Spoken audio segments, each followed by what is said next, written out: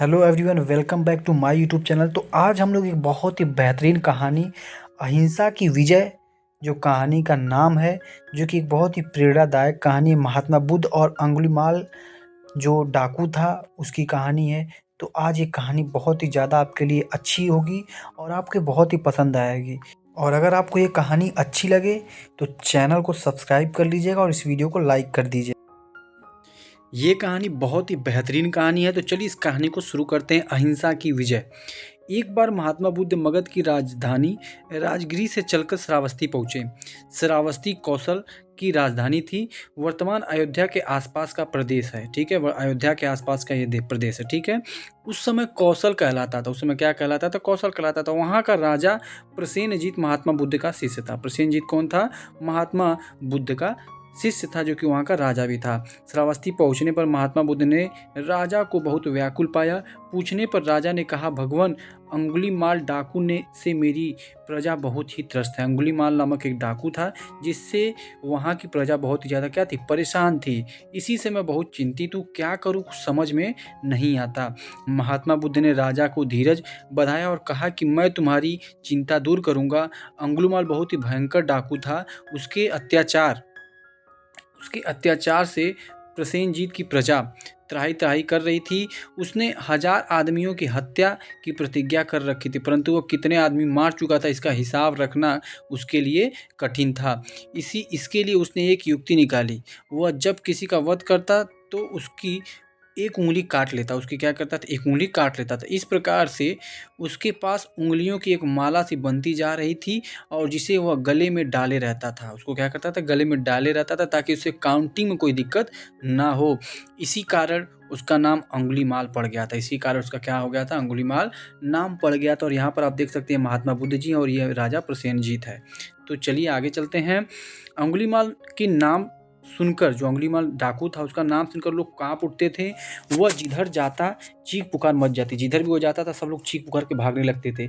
उसकी क्रूरता की कहानी दूर दूर के प्रदेशों में फैल गई थी। प्रसेनजीत से विदा लेकर महात्मा बुद्ध जंगल की ओर चल पड़े और जिसमें अंगुलीमाल रहता था। जहाँ जंगल शुरू होता तो वहाँ राजा की ओर से पहरेदार तैनात था।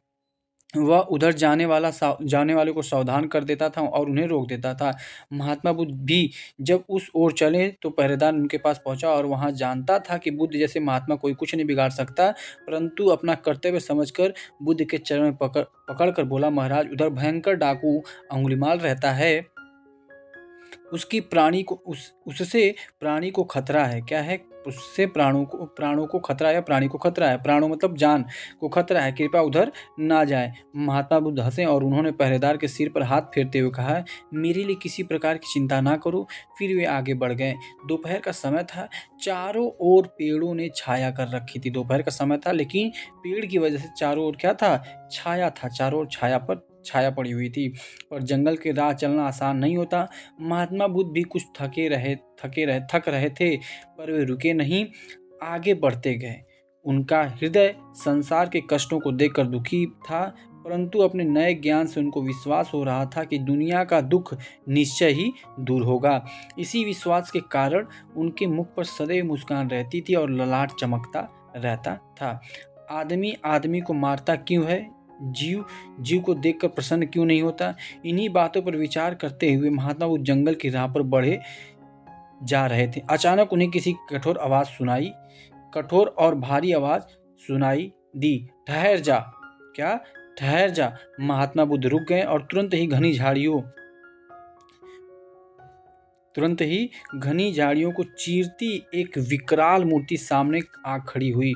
ऊंचा कद, काला शरीर, भयानक चेहरा, लाल आंखें, बिखरे बाल, लंबी मजबूत भुजाएं, चौड़ा सीना, कमर में कटार। निश्चय यह मनुष्य नहीं, कोई दैत्य था। उसके गले में उंगलियों की माला देखकर बुद्ध को पहचानने में देरी नहीं लगी कि यह अंगुलीमाल डाकू ही है। तुरंत क्या होता है? डाकू उसके महात्मा बुद्ध जी के सामने आ जाता है। महात्मा बुद्ध उस पर नजर डाली। उनकी नजर में भय नहीं था, प्यार था। उन्होंने प्रेम पूर्वक उस भयानक डाकू से कहा, मैं तो ठहर गया, तू कब ठहरेगा? अंगुलीमाल चकित हो गया। उसके सामने आने वालों ने हमेशा घिघी बध जाया करती थी। आज तक उसे कभी कोई ऐसा आदमी नहीं मिला था। मतलब डायरेक्ट अंगुलीमाल से कोई प्रश्न पूछ दे, ऐसा कोई उसको आदमी नहीं मिला था जिसने उनकी उससे आँख से आँख मिलाकर बात की हो। यह कौन है जो डरना तो दूर शांतिपूर्वक मुस्कुरा रहा है? महात्मा बुद्ध फिर बोले, बोल कब ठहरेगा तू? अंगुलीमाल पर जादू का असर हुआ। वह विनीत स्वर में बोला, महात्मन मैं आपकी बात नहीं समझ सका।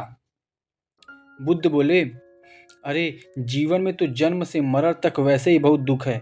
जीवन में जन्म से मरण तक तो वैसे ही बहुत दुख है। तू उसे अपनी क्रूरता के कारनामों से और क्यों बढ़ा रहा है? मैं ज्ञान प्राप्त कर बंधन से छूट गया, पर तू मार काट का काम अभी भी करता जा रहा है। इनसे कब छुट्टी लेगा? बोल कब ठहरेगा तू? ये कौन बोल रहा है? महात्मा बुद्ध जी बोल रहे हैं डाकू अंगुलीमाल को।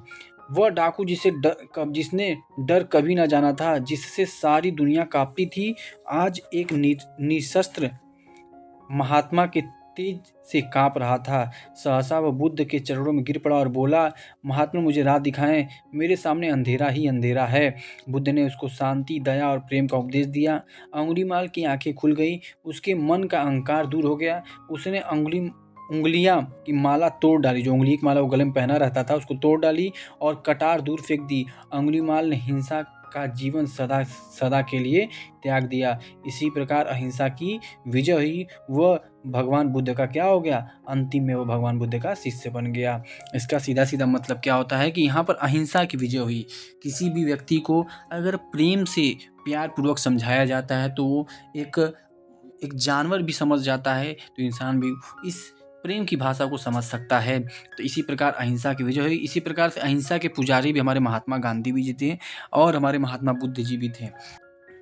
और अंतिम में वो जो क्या हुआ था, अंगुलीमाल जो डाकू था, सारी चीज़ें छोड़ करके भगवान बुद्ध का क्या हो जाता है? शिष्य बन जाता है।